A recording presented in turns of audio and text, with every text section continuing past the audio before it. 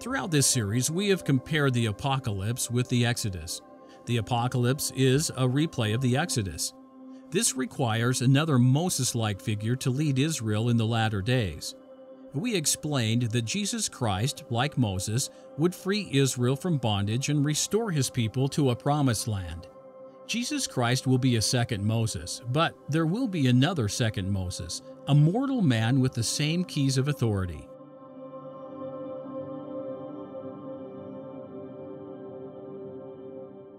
Jesus Christ himself, a new Moses, explained that the redemption of Zion will necessitate a man to lead the latter-day children of Israel out of bondage by power as Moses did during the Exodus.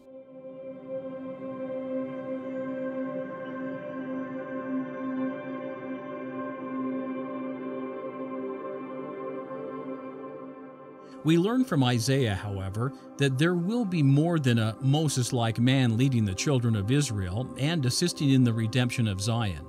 There will be another holding the requisite priesthood authority. Isaiah's prophecy is couched in symbolism.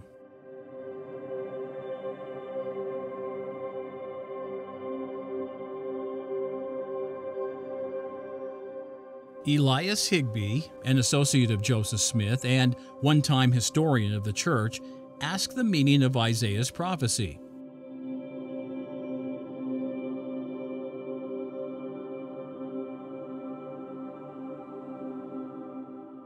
The Lord replied as follows: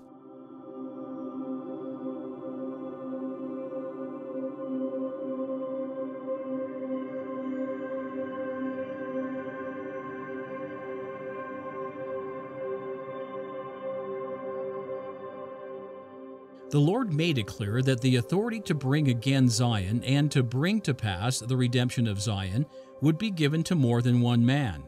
He used the plural those.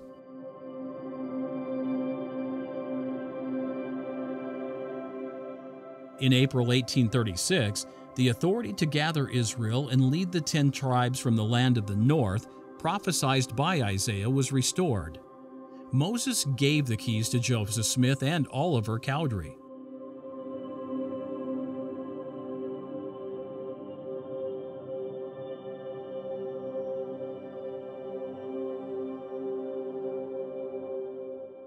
The keys were given to both Joseph and Oliver, as the pronoun us makes clear. Joseph and Oliver had been previously designated as the first and second elders of the church.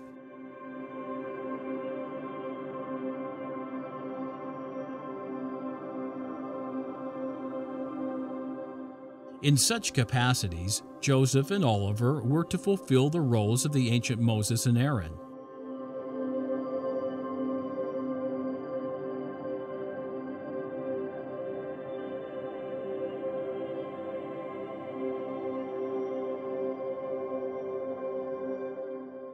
To clarify, what happened in the Kirtland Temple was the transfer of the keys to the redemption of Zion by the first Moses to the second Moses, Joseph Smith, and to Aaron's successor, Oliver Cowdery. Oliver Cowdery later apostatized and was replaced by Hyrum Smith, Joseph's brother, as assistant president and as the second Aaron.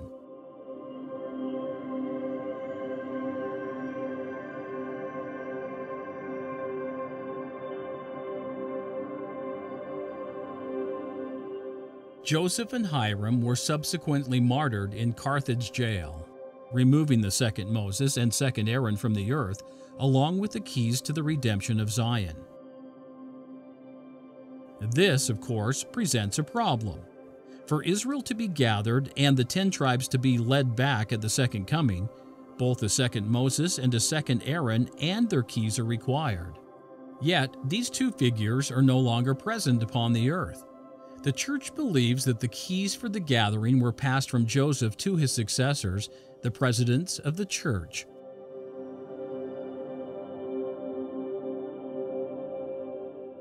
The gathering, according to the church, consists of missionary work with those who accept the gospel gathered into the church, Latter-day Israel.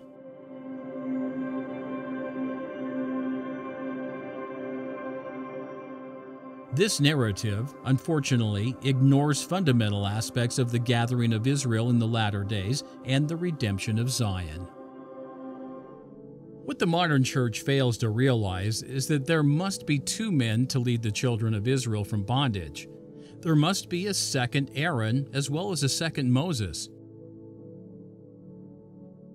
Now, first and second elders are specific priesthood callings in the church.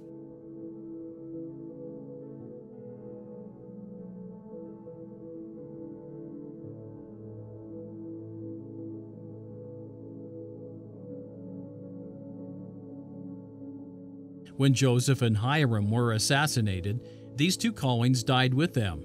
There is no first or second elder in today's church. Merely being the president of the church is not sufficient. One must be called and ordained to be first elder separately. This is indicated by the Lord's words in selecting Hyrum to replace Oliver. An assistant president or second elder must have priesthood authority and gifts put upon him.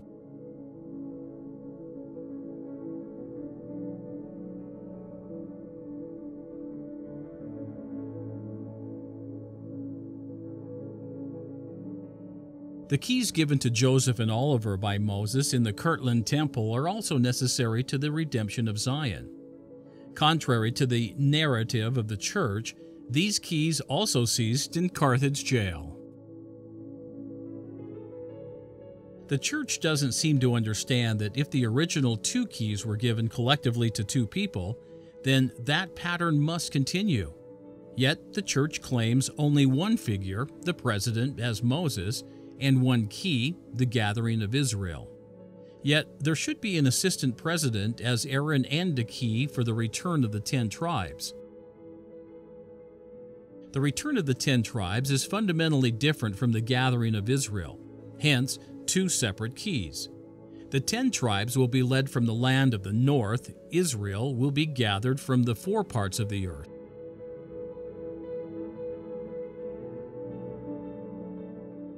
The four parts of the earth and the land of the north are not equivalent. They are called different names for a reason.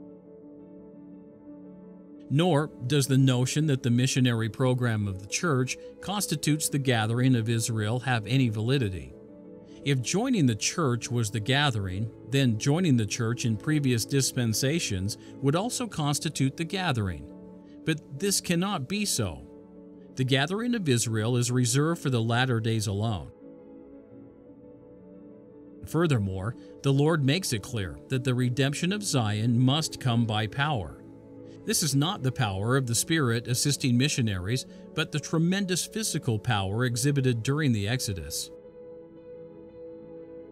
Lastly, like Israel of old, the latter-day Israel must be led out of bondage, referring to physical bondage. At some point in the future, the children of Israel, the seed of Abraham, the members of the modern church, will be in bondage not unlike the Israelites in Egypt. Obviously, this is not a comfortable thought that the church wants to contemplate. So, if the first and second elders and the keys are gone, what does this mean for the church? A second Moses and a second Aaron are still required. Now, there must be a first elder and a second elder of the church. These positions must be restored and filled. Additionally, for the first and second elders to have the power necessary to redeem Zion, they must have the keys that Moses restored to Joseph and Oliver. Since Joseph and Oliver are dead, this necessitates Moses, the last man still alive to hold the keys, to restore them to a new Moses and Aaron. The church could argue that the keys were never lost and that the first and second elders still exist in today's leadership, but not understanding the scriptures, they do not. The brethren only argue that there is one Moses, the president of the church, and he has both keys, who received them from the 12, who hold both keys collectively. In reference to the keys, this argument contradicts the clear statements of the head of the church, Jesus Christ. 2 men are to preside over the latter-day church, the president and assistant president, Moses and Aaron.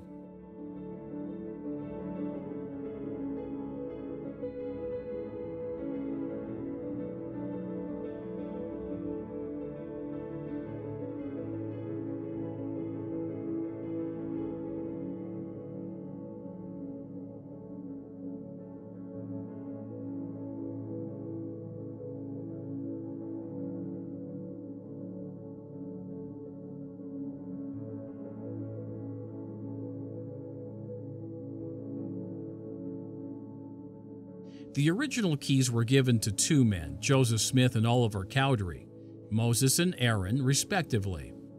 They were not given to the 12. When Oliver left the church, the authorities of Aaron were transferred to Hyrum Smith, as we noted. They were not given to the 12 collectively. In other words, the keys of the gathering and the return are to be held by 2 men and only 2 men.